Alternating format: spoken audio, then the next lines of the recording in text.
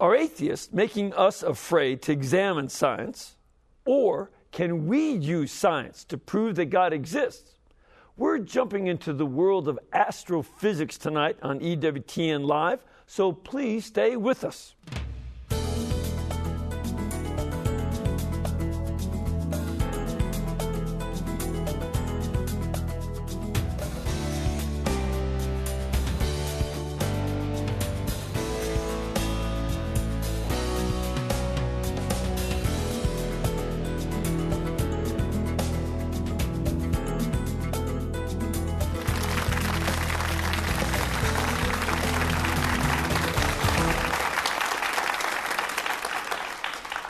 Thank you very much and welcome. Father Mitch Pacwa, welcome to EWTN Live, our chance to bring you guests from all over the world. Before we get to our guests tonight, I just want to mention that today is the feast of Saints Marcellinus and Peter. They both died in 304 during the persecution of Diocletian, the last year of that persecution. It was the last of the Roman empirical persecutions of the church, and it was the worst of them. It was their last gasp effort. In fact, inspired by the mother of one of the generals of Diocletian, because she was a witch who hated Christianity. So she instigated that persecution through her son, and then Diocletian went along with it. One of the things, though, that Saints Marcellinus and Peter are great for us to keep in mind is that you can go to the tomb of the Emperor Diocletian, who presided over this persecution. And when you go there, it's in the city of Split. And when you go to that tomb, you notice he's not there. You know who is? The martyrs. They threw his body out, and they brought the martyrs in after he died. This was part of the great triumph of the church over the Roman Empire. And it's a great witness to us that as mighty as the empire might have been, as violent and vicious as they were, it was at that point Roman Empire 0, Christians 1. Well, the other way around, Christians 1, Roman Empire 0.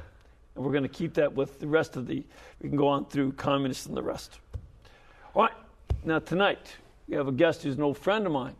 He is not afraid to bring his Catholic faith into the scientific world. In fact, he says the existence of God can be better explained now, more than ever, by contemporary science and modern philosophy. And he can't imagine why agnosticism and atheism are becoming a bit more popular than they used to be. So please welcome the president of the Magis Center for Reason and Faith, Father Robert Spitzer, S.J. Thank you. How the heaven are you? Well, I'm very well, thanks to you, and wonderful opportunity here to be with you. This is a great center that you started. It's called the Magis. Means what in Latin? More, or the even more. Yeah. And this is a basic theme for us Jesuits. Mm-hmm. You know, that St. Ignatius always taught us to go for the greater glory of God, exactly. Seek to do the more. And this is a Magis Center for Reason and Faith. Mm-hmm.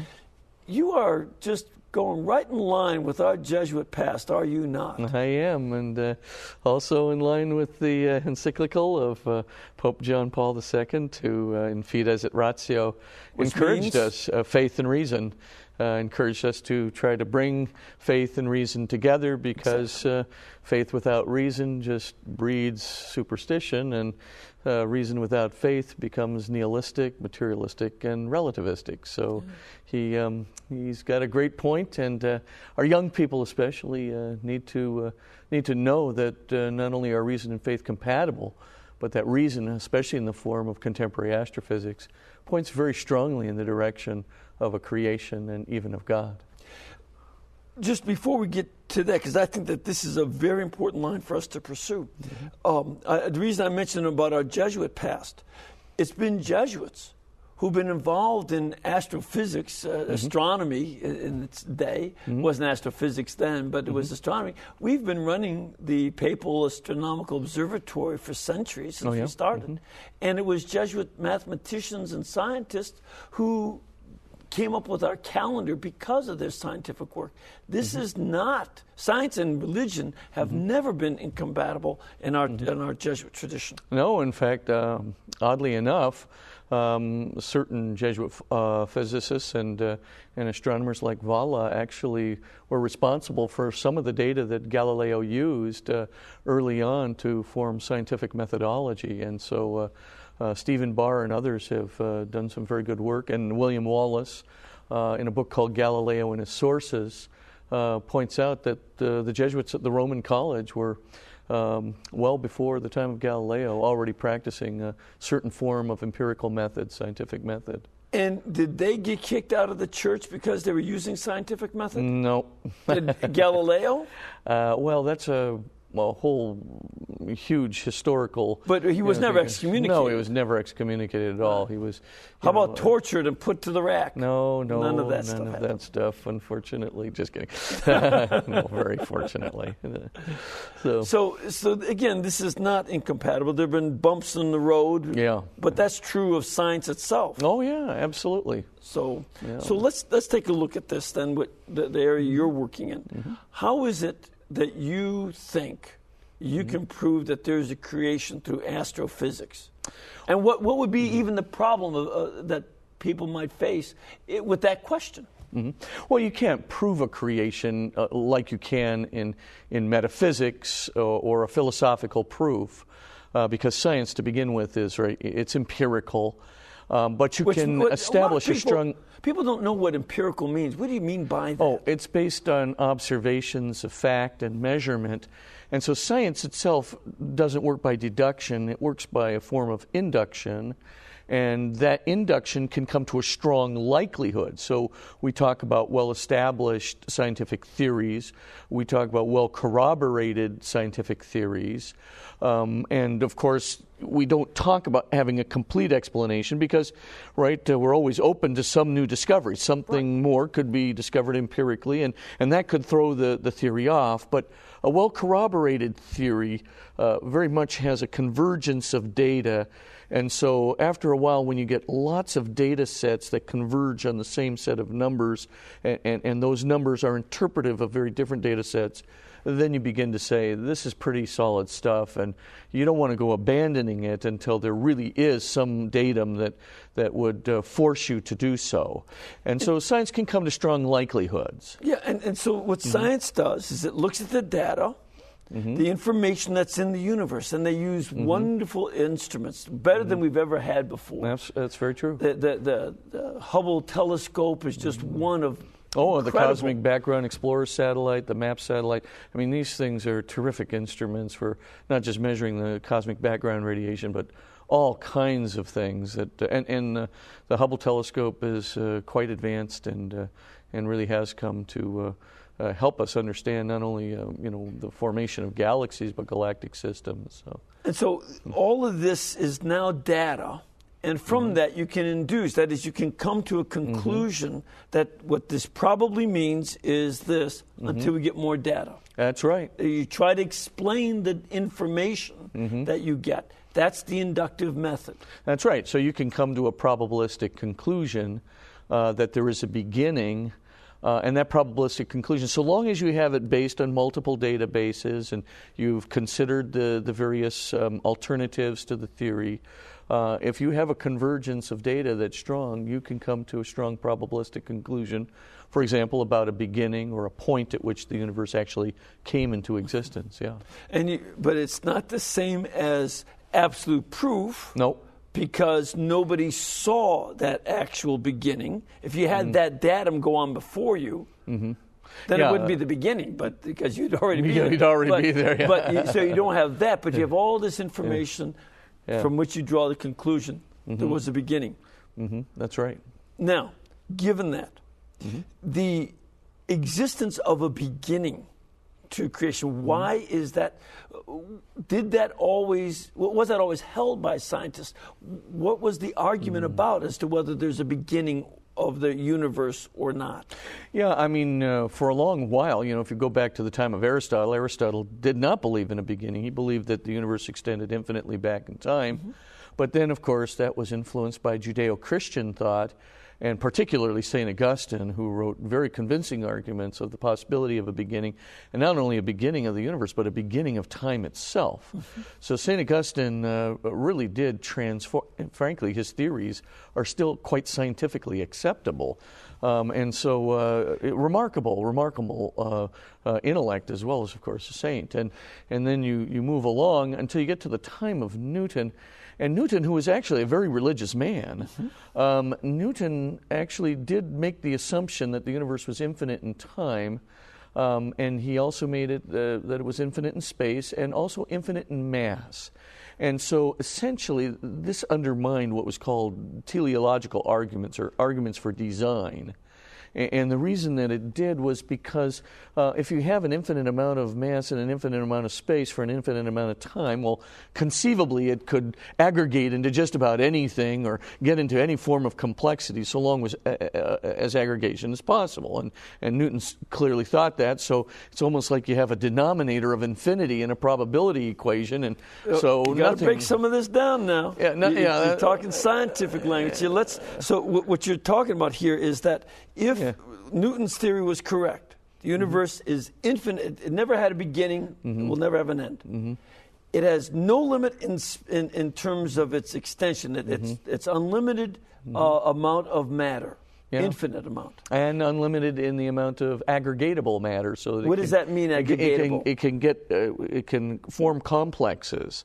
So you can get more and more and more complex things out of it. In other words, you can form first atoms, then it can form molecules, then it can form, say, planets and suns, and then other organisms and rocks, etc. So that's an aggregate. That's right. And so at the time of Newton, it looked like, well, maybe the universe isn't so special, and okay, human beings arose out of it, but wow, given an infinite amount of time, anything could happen. So maybe it's not so surprising. I mean, we do seem somewhat special, but well, and of course the naturalistic hypothesis, which was not really so intrinsic to Newton. Newton actually felt human beings were very special in one way, but his assumptions in the Principia Mathematica, which was a very important work of his, basically led and you can still get that book. Oh yeah, you can buy it. Oh yeah, buy it in the bookstore. Principia Mathematica is still available. Yes, it is. Bookstores and such. People still should read it to understand science. Oh yeah. So he was showing what there? Basically, what happens, of course, is people think, okay, no creation, anything could happen. Human beings are not special.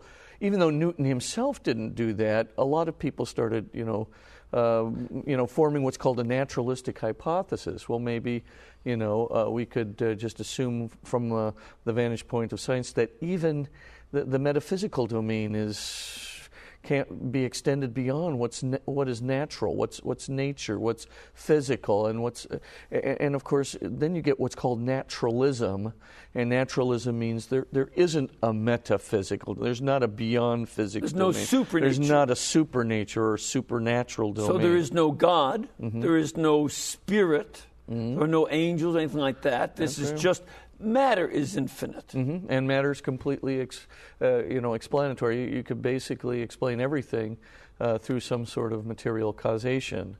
And for a long time, that view really held quite a bit of sway until this Belgian priest by the name of Father Georges Lemaitre comes along in 1927. He had graduated from MIT and took a PhD in physics, actually in cosmology. Well, he started as a mathematician, but goes on in the area of physics, and then becomes a colleague of Einstein's. And then while teaching at the University of Louvain, he basically discovers a theory of universal expansion, which is later verified by several other astronomers, including the great American astronomer Edwin Hubble. And then later on, he postulates from his theory of universal expansion that the universe originated from what he called a primeval atom, a point which was very, very small, and then, as it were, a huge explosion drove mass energy into the universe itself.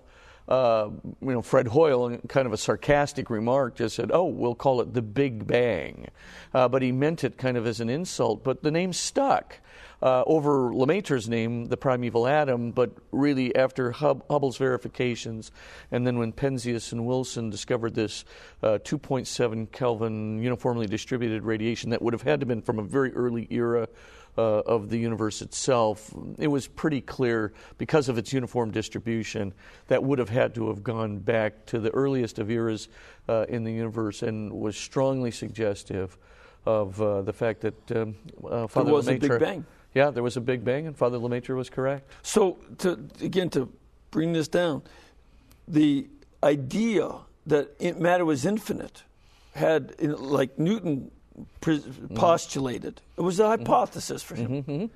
This had a lot of influence. It certainly influenced people like Karl Marx and many other atheists, probably Charles Darwin. And a number of these folks were very influenced by that idea. But in the 20th century, 1920s, a priest, Father Lemaitre, is the one who says, no, it began with this tiny but compressed explosion. This tiny atom that exploded, and it's a Catholic priest who gives us the Big Bang theory. Yes, and he actually had very good physical theories. In fact, Einstein at first didn't like it because, obviously he wanted the universe to be in a steady state. He didn't like the idea of an expanding universe at first. But then after some problems introducing a cosmological constant into his equations, what wound up happening is, he heard Lemaitre a second time, and upon hearing him actually the third time, actually did say at one point that it was the most satisfying physical theory he had heard to explain the universe as he knew it. So then there's the two things that go on. First, the universe is not infinite in time. It has a beginning. That would seem to be the suggestion from what's called the standard Big Bang model. And there are now, actually, you can add some additional evidence to that, but at that time, and right now today, we have what's called a standard Big Bang model. And the standard Big Bang model just associates the beginning of time with the Big Bang. Now, since Lemaitre's time, there have been several theorists who've come along and say, well, maybe there was a pre-Big Bang period, and maybe there was even a multiverse, and we're just a little pocket universe or bubble universe that's in this larger multiverse. And so there have been introductions of, let's call it, fuller concepts of the universe, but these are highly, highly theoretical, right? They're completely hypothetical. There's no evidence for them. A good example of that would be, it's a little crazy, but it's an example of that theory. The movie Men in Black. Didn't see it. Well, it's a movie, and in there there are universes inside universes, and our universe has some inside of it, and then we're inside another universe. And well, in a sense, that the multiverse would be something similar. I mean, it's a very well worked out cosmological theory. But yes, the one thing is it's a theory. It's a hypothesis. Right. So they don't have evidence to prove it. It's just a hypothesis. Right. So, I mean, the standard Big Bang model could be correct, and therefore the Big Bang could be the beginning of time itself. But here's the interesting point.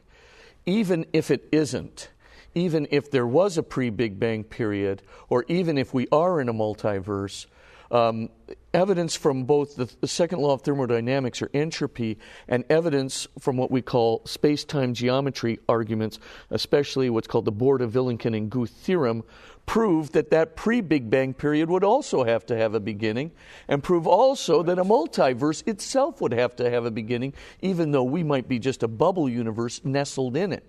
So all of a sudden, it's no longer dependent upon asserting that the standard Big Bang model must be correct, because even if you assert, oh no, there were bounces in a pre-Big Bang era, which was quantum cosmological, that too would have to have a beginning. The multiverse itself would have to have a beginning, and this Borda-Vilenkin and Guth theorem it's just so generally applicable, so extensively applicable, and it has only one assumption, that the average Hubble expansion in this pre-Big Bang condition be greater than zero. Well, if it's an inflating condition, which you'd have to have in this pre-Big Bang condition, it would have to be greater than zero. And if it's greater than zero, it has a beginning. So now the evidence, more than ever today, by the way, that theory was formulated in 2003. It is still as valid today. There have been challenges to it. People have tried to make exceptions, but the exceptions actually have been redressed very, very well. And so right now, the best physical evidence we have is that the universe had a beginning, a point at which it came into existence. Okay, so it has a beginning in time, but also, because with this Big Bang theory, it's not infinite amount of matter either. It's expanding, but it has limits. Yeah. So it's not an infinite universe, nor is it infinite in time.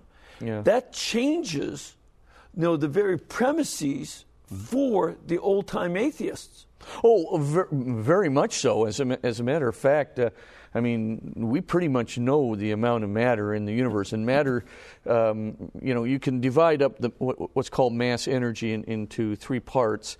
You have what's called visible matter, and that's matter that gives rise to electromagnetic radiation or light and electricity. It does things. So this is, the matter that we're accustomed to. And that's only 4.6% of the matter in the universe. Then we have dark matter, which is 23% approximately. That doesn't emit a light spectrum, and so it's a very different sort of thing, although it does have gravitational interaction.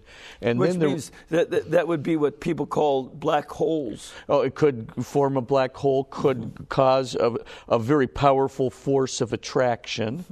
And then you have a very powerful force of repulsion that's connected with the space-time field itself, and that's called dark energy. And dark energy is about 72.4% more or less of the mass energy of the universe. Well, you can kind of figure out what's there because we know pretty much what the visible matter is. That's about 4.6%, and that's 10 to the 53 kilograms. What's visible is only 4%? 4.6, yeah. 4.6%. Yeah. That's it. So everything else I'm blind to? Well, you're not 95.4? You're directly blind to it because it doesn't have a light spectrum, but quite frankly, you can detect it because it has this powerful attraction force, right? So you can detect it by strange things going on in the proximity of a lot of dark matter. So you can know that it's there. But I can't see it with my eyes. You can't see it with your eyes. So once again, when people call me blind, they're right. Well, in this particular case, you don't have any alternative.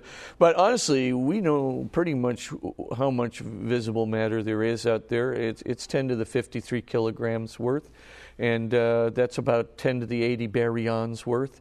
And that's a large amount. A baryon is a particle that basically describes either a proton or a neutron. Has lots of rest mass, and so if you know basically the number of baryons, maybe 10 to the 80, you can calculate backward. That's about 10 to the 53 kilograms, and that's all there is. That's finite. And so there's 10 to the 50. No, but when you say 10 to the 53rd, you're not giving odds on a horse race. You're talking 10 with 53 zeros on it. One with 53 zeros after. So we don't know a name for that number. And it's a trillion.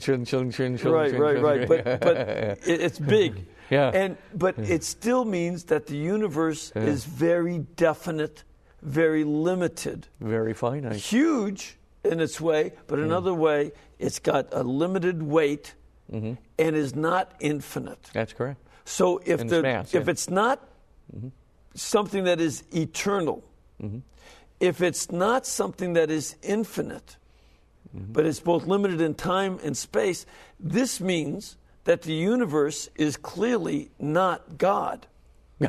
Well, God by definition is infinite, and so the universe cannot be God. Limited amount of mass, limited amount of energy, limited amount of time, definitely not God by any standard definition. Yeah, I'm starting to hear in my mind, in the back here, running around the song, he's got the whole world in his hands. It doesn't just mean our planet, but the whole, even that mass. Yeah, you could change that song to he's got the whole universe in his mind. Yeah, right. Yeah, exactly. And so this is one of the bases for proving that there is a creator. This is what makes the hypothesis of a creator who is larger than this limited amount of time and limited amount of matter, and who, and while it started as a single dot, a small piece that explodes, he would be the one that creates that. That would be the hypothesis you propose. Yeah, and you could actually, you have some very good theorems that back that up. So basically, you can pretty much show that any universe, any multiverse, any universal condition you would like to postulate, so long, if it's connectable with our universe, then you can't have a speed greater than the speed of light.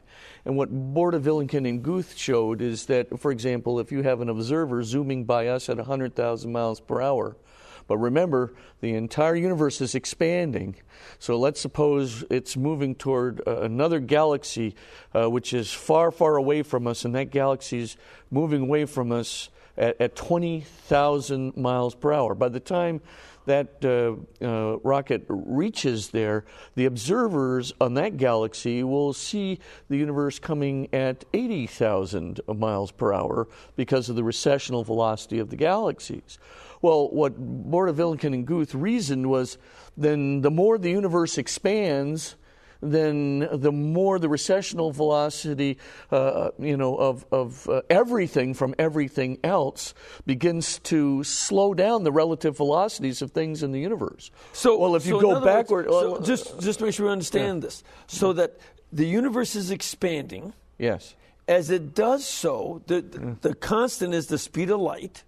Yeah, so you can't go backwards in time, because if you're getting slower and slower and slower and slower in your relative velocities, well, if you try to go backwards for an infinite amount of time backwards, you can't ever reach an infinity, because eventually you're getting faster and faster and faster as you go back in time, because, right, the universe has been expanding and slowing down all these relative velocities. You're going to hit what in a finite proper time? The speed of light. If you hit the speed of light, that's the absolute maximum. If you have any universe that's connected with our universe, it's not going to exceed the speed of light. So for all intents and purposes, you cannot go backwards. You'll hit the absolute maximum in a finite proper time, and that we would call at least a boundary to past time. So we've got a variety of these boundaries, variety of these limits, and someone, a creator, who is greater than all these, and who exists before them all, would be what we'd call God. As St. Anselm said, he's that greater than which nothing can be imagined. Right. So that would be the limit. And one of the other limits that it comes not from the speed of light, but the limit that comes from might need to take a break. So that the speed of light can keep going on. Let the speed of light keep going. Let's just establish that this is basic, from science and physics, to get a good, clear understanding that the theory of God the Creator is very, very scientifically logical. Yes, it's also very probable. I think so. Yeah. I just want to let you know that Father Spitzer has a brand new book called The New Proofs for the Existence of God. This is at EWTN's Religious Catalog. And you can get a hold of Religious Catalog by going to www.ewtnreligiouscatalog.com, or you can call them at 1-800-854-6316. And let me just ask one question before we break. Do you define any of these words inside the book? I define them all methodically. There you go. To understand the show, you need to buy this book. We'll be back in just 2 minutes, so please stay with us. That's good.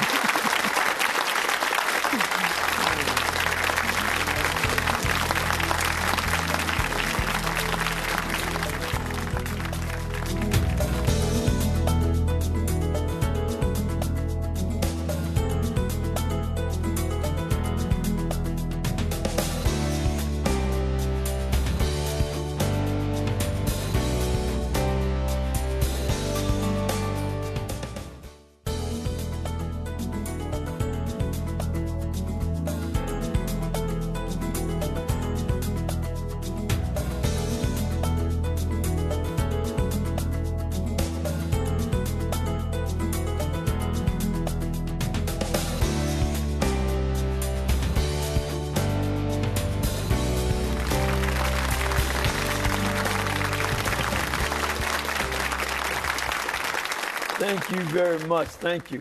Again, Father Spitzer is the president of the Magis Center of Reason and Faith. And you can go to their website. Do you have any words to find on the website? Yeah, reason and faith, or God, or proof. All right, or so physics. then go to the website, which is www.magisreasonfaith.org. So Magis is M-A-G-I-S, Reason Faith. Just make that one word, M-A-G-I-S, Magis Reason Faith.org. And look that up and check out some of this information. Also, we have a nice group here of folks who have come from different parts of the country, and we would love to have you come and join us. You can come as individuals, families, or as big groups in your parish. We'd love to have you come. Contact our pilgrimage department at 205-271-2966, 205-271-2966, or go to our website, www.ewtn.com. And they'll let you know places you can stay, scheduling for masses, programs, getting up to hands full, directions. And, you know, some of the folks here already have been over to Hamburger Heaven and the Golden Rule, our religiously themed restaurants for barbecue. And also the Irondale Cafe. I know some of you are vegetarians out there. Get you some fried green tomatoes, get you some fried okra, get you some crowder peas, and who knows what else they have over there. So get on up. Come down here to visit us. All right, you ready for some questions? I am. I'll bet you are. Let's go over to a call. We have Rick on the line. Hello, Rick. Hi, Father Mitch. How are you doing? Fine, thanks. Where are you from? Connecticut, and I agree with that. I've done a pilgrimage, and it's one of the greatest pilgrimages we've ever done in our lives, and I'm 40 years of marriage. Great. Wonderful EWTN, yes. Well, we're glad that you come back anytime. What's your question tonight? I had a question for Father Robert Spitzer. Can he share anything about intelligent design? And if they find out what the God particle is in dark matter, will that be proving God, or what? Is there something there's more gravity in this existence, in this universe, that seems to show evidence that the gravity is coming from another universe because there's not enough mass to hold everything together? All right, so there are a number of questions there. Let's start off, first of all, what is intelligent design? What does that mean? Well, it means that there is a supernatural designing agency, and there are two kinds of intelligent design arguments.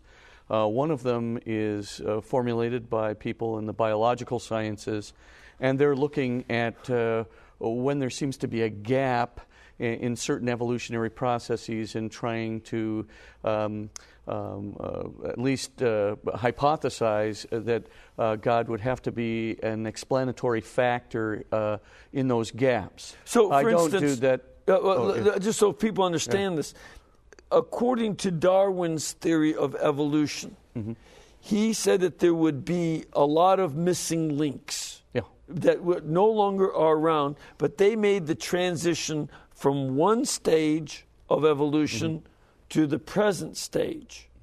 And in fact, this was sort of an evil doctrine by him in some ways, because he considered Africans to be a link between humans and apes, and which is not good science. I mean, they're full humans; they're not a link. But that was where he got into some goofy thought.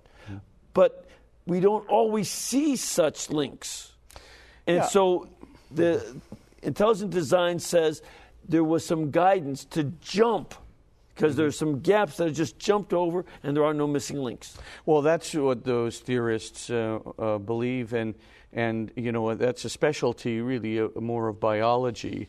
I approach it, intelligent design, from the vantage point of physics, which is a very different matter. What we look at generally is, how can you explain the constants of the universe having what's called anthropic values. Values. What does that mean? Values which will give rise, for example, to a life form, any kind of a life form in the universe. So what do we do at this juncture? You're calculating probabilities. So, for example, if the weak force coupling constant, which is a very important constant, if that constant were off by 1 part in 10 to the 50, 10 to the 50 is 10 with 50 zeros. 1 with 50. So basically, you're literally dealing with a very, very minuscule fraction. 1 part in 10 to the 50 in either one direction or another direction. If it goes in one direction, the universe has a catastrophic collapse. If it goes in another direction, the universe is so explosive that those explosions disrupt the formation of life as the universe continues to expand. Well, okay, the question then is how in the world did the weak force coupling constant have the precise value that it has so we can avoid the 2 catastrophes? Take another one, the strong nuclear force constant. There's 4 forces in the universe, and those forces have constants attached to them. Now, the strong nuclear force constant, if it's off by 2% in one direction, so let's suppose we increase the strong nuclear force constant by 2%, then there will be no hydrogen in the universe. If we reduce the strong nuclear force constant by 2%, then you'll have no element heavier than hydrogen in the universe, which of course would preclude life in either direction. Or planets. Well, certainly the vast majority of planets, unless you had one that was purely hydrogen on the one hand or one that had no hydrogen on the other. But certainly it would preclude life. Yeah. And so we have, there's about 20 constants, right? And in this new series that I've done for EWTN, I just take 7 of them and I give instances of how just slight variations in those constants will preclude any life form from developing. I mean, another very important one is, stars are very close to the boundary of convective instability. So, which means what? Which means they could be like a blue giant or a red dwarf. And the blue giant and the red dwarf, that's bad news for life. Let's just put it very simply. Yeah, life cannot exist in either a red dwarf or a blue giant. So you need there's too much energy of different kinds in either one of those. Cannot have an existence of human life. That's right. A life, period. Right. And so you need stars in between. And sort of like baby bear's porridge. It can't be too hot, can't be too cold. It has to be just right. That's exactly it.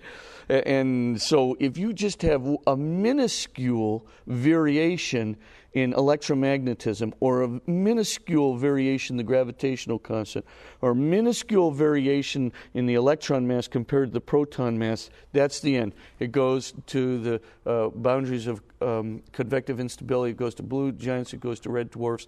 But the fact is you're not going to get life forms out of them. And there are many other such variations that are not permissible. So folks understand this is an extremely important concept. Yeah. You have how many constants again? 20? We have 20 or so. Yeah. Mm-hmm. So now, and the ones that we know of are exactly right for life to exist. Yeah, pretty much. If any of them varied, some as slight a variation as 1 to the 50th. Right. Small fraction. Within 2%, which is a huge amount of wiggle room compared to that. Greater or less. Right. Mm-hmm. Then life could not exist. That's correct. Or the universe. And it's not one of these or 2 that have to be exactly tuned. Mm-hmm. It's 20 that have to be. It's hard enough for a musician to keep a guitar tuned or a violin. Yeah. You're talking 20 different constants of the universe without which it can't exist, correct? Well, no, it could exist, but it would be such a chaotic and that you couldn't bizarre, live in it. Yeah, that's right. Yeah, there would be nobody there to observe it. Yeah, that's for sure. That's for sure.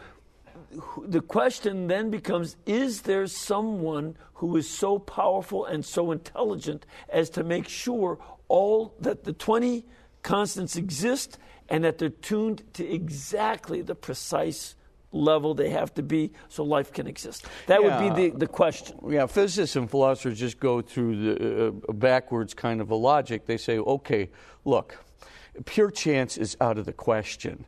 I mean, are you kidding me? The values could have been higher or lower in a huge degree, so that the precise... Any or all of them. And the precise value has got to be in this very narrow window.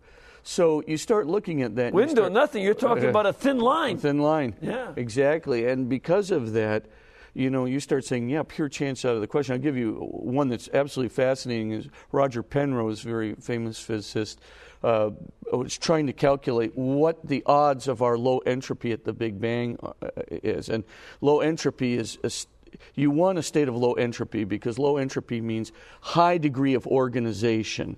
If you have high entropy, that means a high degree of disorganization. In other words, entropy is when things go apart. They get disorganized and scattered instead of being complex and organized. So low entropy makes it possible to organize. High entropy makes them go really far apart. Yes, and here's the rub. The rub is that we need a low entropy universe in order to have complex life forms develop, because you need complex, organized, energetic states in order to have life forms developing. It so happens that our Big Bang had a very low entropy, but low entropy is totally against the odds.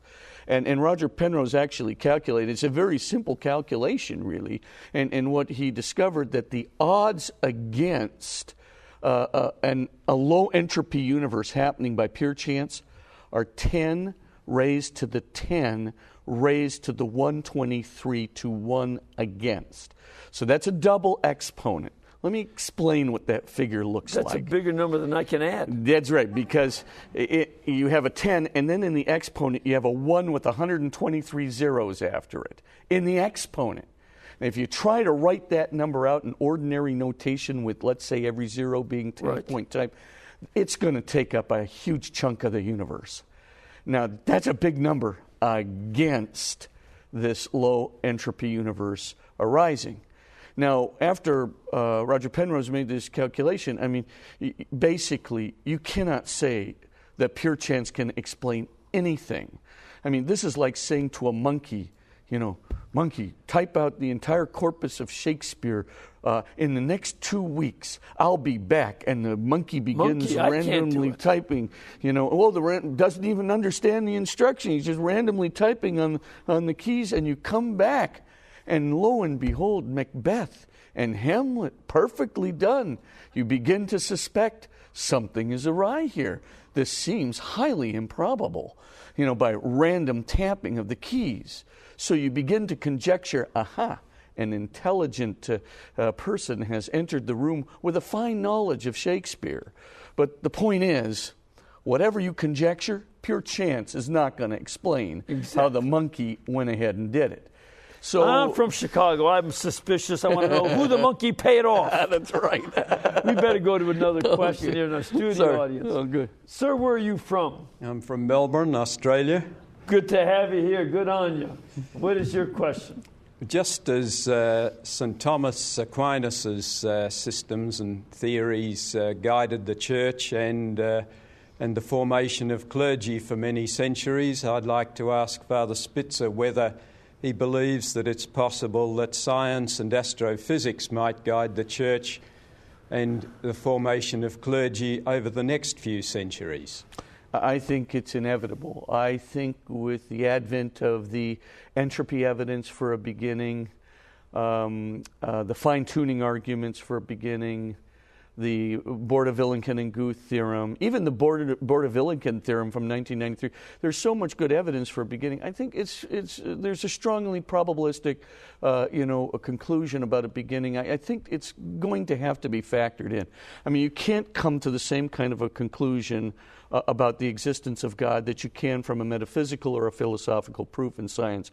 But this does have a significant amount of empirical weight, and it does have, what John Henry Newman called, an informal inference. You get a convergence of lots of physical data on a similar conclusion and a similar set of numbers.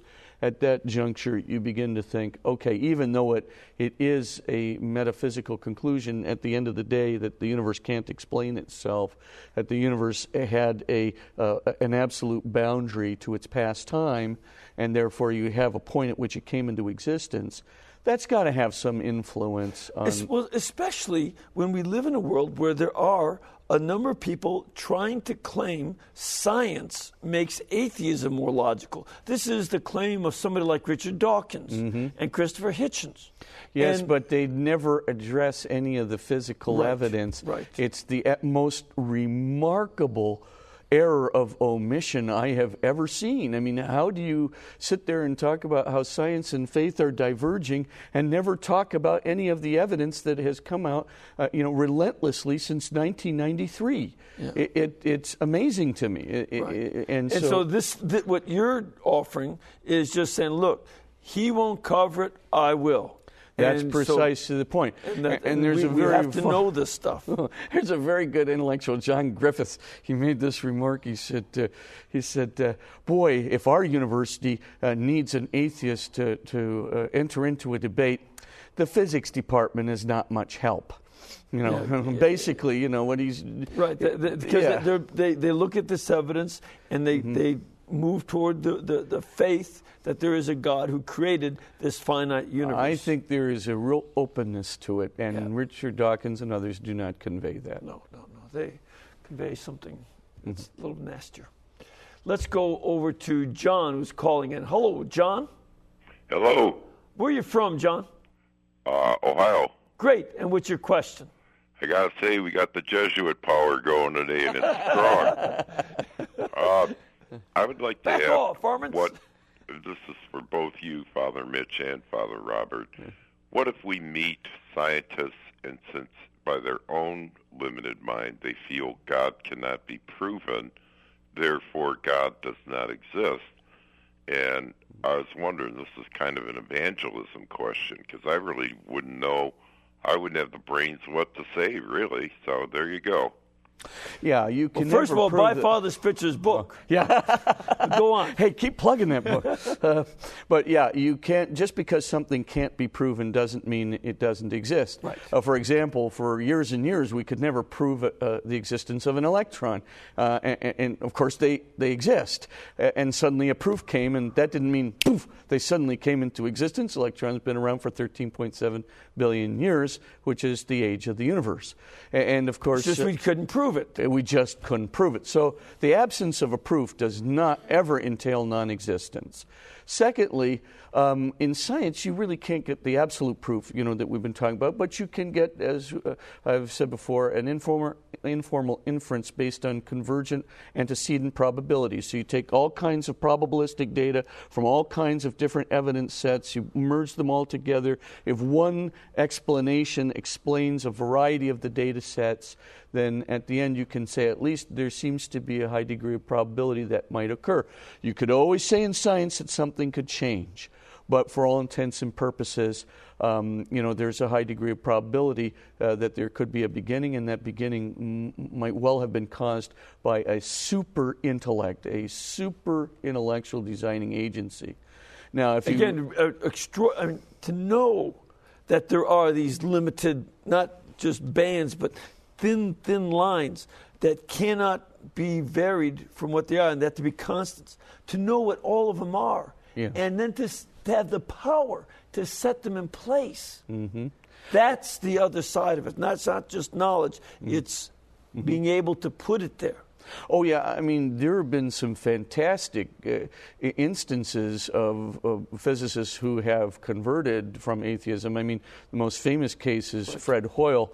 And Fred Hoyle, for example, he was a very adamant atheist, and he would go around actually proclaiming it quite vociferously. And then one day his partner, William Fowler, showed him that the resonance structures are things that hold atomic structures structures fast, almost like, vibrations that hold things together, that the resonance structures of carbon, which is an atom, beryllium, oxygen, and helium, have to be at very, very, very precise levels in order for any of these things to stick together and to bond. And interestingly enough, Hoyle saw this evidence, and he changed his mind. He not only became a theist, he became a very proclamatory theist. He wrote even several passages indicating that he thought that there were no blind forces worth speaking of, that he believed that a super intellect had monkeyed with the constants of physics to make them come out felicitously for carbon bonding and other kinds of cosmic coincidences, and then proclaimed that he thought that this conclusion of this super intellect was quite to challenge it was quite out of the question. All right, so he's unquestionably a believer. Yeah. Let's have another question from our studio audience. Ma'am, where are you from? From Orange County, California. Wonderful place. And what is your question? For Father Spitzer, along the lines of the pop culture atheist that you were talking about, Father Pacwa, in our high school and universities, although the students, I think there's a resurgence of faith and they have feel more comfortable than ever before having a relationship with God, I think they're also greatly affected by these pop culture atheists because of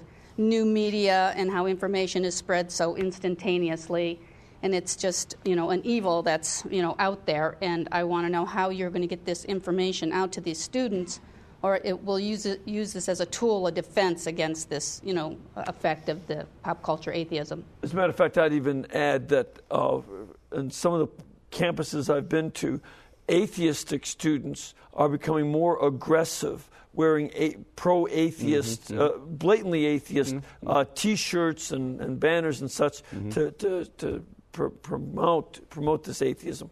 So what are we going to do to get this to the college kids?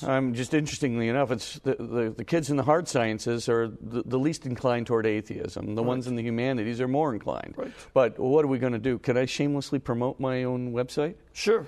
I mean, what the Magis Center for Reason and Faith, one of the big thrusts that it has is to make high school curricula, particularly for Catholic and Christian schools, so that in a 5-module series that can be shown to seniors in high school, we can get a lot of the data that we've been just talking about tonight out in a very comprehensible and systematic way with some materials to them. And you've also got this new series that you've been working on this week. That's right. We have a documentary that we are working on. This documentary will feature 10 very esteemed physicists, including Arno Penzias, who discovered, the 2.7 degree Kelvin background radiation, cosmic microwave background radiation, along with Robert Wilson.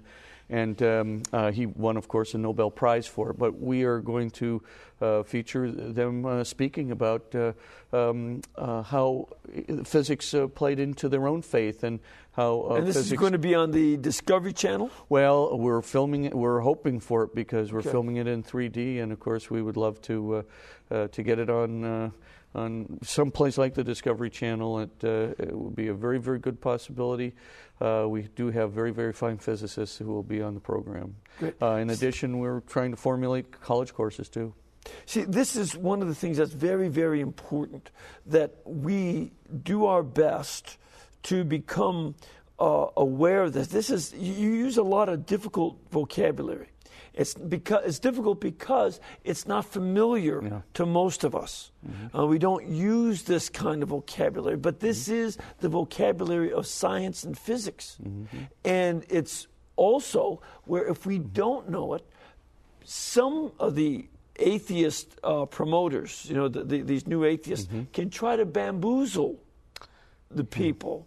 And so, and trick is thinking, well, it's not, look, either you're closed-minded, religious people who believe in faith, or you're a scientist who's on the know. And you're saying this is a false dichotomy. And very much a false dichotomy. And quite frankly, there is a lot of bamboozling going on out there. And there are a lot of people who, you know, as we always said in our first philosophy lessons, arbitrarily asserted, arbitrarily denied. You know, you're arbitrarily asserting that faith and science are going in divergent directions. The data shows precisely the opposite. Exactly. And the theorems show precisely the opposite. So this is definitely a bamboozlement.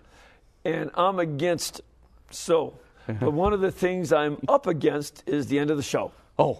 So, thank you again for being here with us. I really look forward to this new series. Please join me in giving a blessing to our audience. May Almighty God bless you and keep you and cause His face to shine upon you, the Father, the Son, and the Holy Spirit. Amen. And you know, as tough as he is to understand sometimes, we've got to have Father over here, Father Spitzer and all the other folks who are bringing us a kind of knowledge that not only makes sense of our faith, but makes sense of our world. And they're opening up new challenges. But we can do that because this network is brought to you by you, and it's for you. So please keep us in between your gas bill, electric bill, and cable bill.